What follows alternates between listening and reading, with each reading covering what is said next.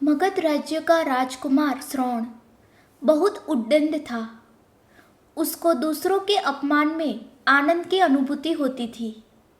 दूसरों को अपमानित करने में वह उम्र का ख्याल भी नहीं करता था।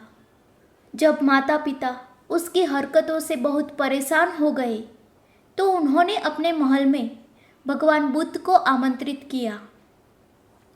बुद्ध जब महल में आए तो उन्होंने राजकुमार के विषय में सभी बातें सुनी।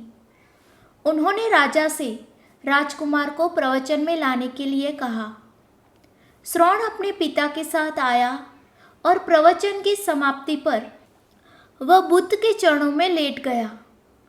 बुद्ध के चरणों से प्रभावित होकर वह बौद्ध धर्म में दीक्षित हो गया। उसका जीवन पूर्णतः बदल गया। कुछ समय बाद उसने प्रायश्चित करने के लिए अन्न जल का त्याग कर दिया। उसके इस कठोर प्रण के विषय में जब भगवान बुद्ध को ज्ञात हुआ तो वे उसे देखने आए। उन्होंने स्नेहपूर्वक उसके मस्तक पर हाथ रखा और बोले, श्रवण, अन्न जल के त्याग के चलते तुम्हारा स्वास्थ्य गिरता जा रहा है। तुम संगीत के जानकार हो, अतः उससे जुड़े मेरे एक प्रश्न का उत्तर दो। क्या वीणा के तार ढीले करने पर उससे स्वर लहरी फूटती है? श्रवण ने जवाब दिया, नहीं भगवान। बुद्ध ने पुनः प्रश्न किया, तब तो तारों को खूब कसना पड़ता होगा। श्रवण बोला, नहीं, अधिक कसने से तार टूट सकते हैं। तब तथागत बोले, वीणा से मधुर संगीत निकालने के लिए उसके तारों को न तो अधिक ढीला रखना चाहिए और न ही अधिक कसना चाहिए। इसी प्रकार हमारा जीवन भी एक वीणा की तरह ही है, जिसे भली भांति चलाने के लिए सभी वस्तुओं का पूर्ण त्याग उचित नहीं है।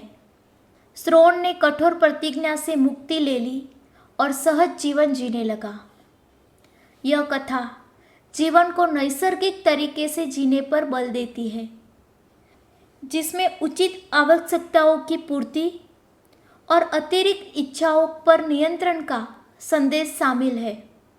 यदि जीवन को आवश्यकता, पूर्ति और संयम से संयोग से संचालित किया जाए तो परम शांति प्रदायक होता है। एक लड़का बहुत चतुर था। उसने बहुत सी कलाएं सीखी। उसे तीर चलाना आ गया, वह नाव खेने लगा और बढ़िया से बढ़िया मकान बनाना सीख गया। उसके बाद वह घर लौटा।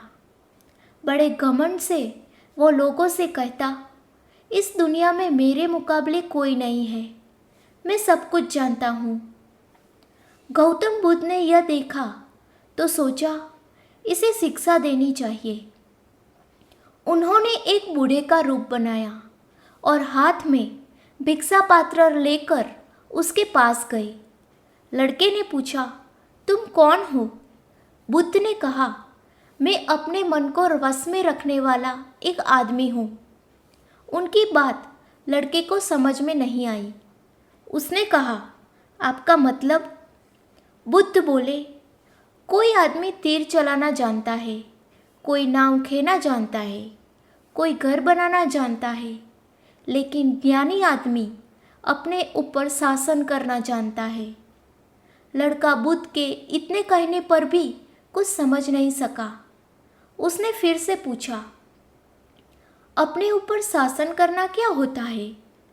बुद्ध ने कहा, अगर कोई उनकी प्रशंसा करे तो वह खुशी से नहीं फूलता, निंदा करे तो दुखी नहीं होता। इस तरह उनका मन उनके वश में रहता है। ऐसा आदमी किसी चीज़ या हुनर का अभिमान नहीं करता। बुद्ध की बात का उस लड़के पर ऐसा असर हुआ कि उस दिन से उसने डींग हाँकना बंद कर दिया।